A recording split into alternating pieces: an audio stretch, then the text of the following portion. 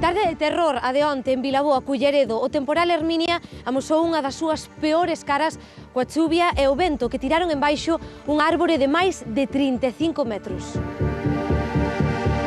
Que foi o que pasou aquí onte? Mira, yo venía del trabajo y vi que estaba la policía y cuando pegó la vuelta veo que se cayó, que estaba este árbol arriba de 3 coches y bueno, nos rompió una ventana, rompió una combi, un auto estacionado lo partió al medio directamente porque cayó en el medio, un peligro realmente. Cayó encima de 4 coches y que incluso le dio en el edificio una ventana y rompió los cristales. Reventou a ventana, reventou a farola, quedou isto bastante tocado. Entrou na propia estrutura do edificio, sabes? Vese aí toda a estrutura interna. A túa filla estaba no salón e veu no de cheo.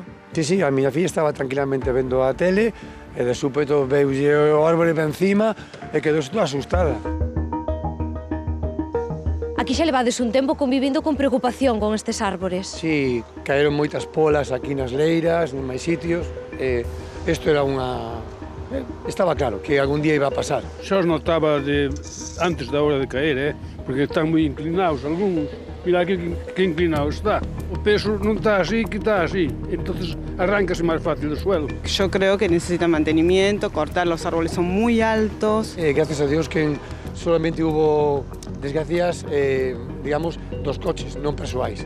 Eso foi o primeiro que dixen eu. Os coches podes arreglalo ben, senón, pois, está sin el.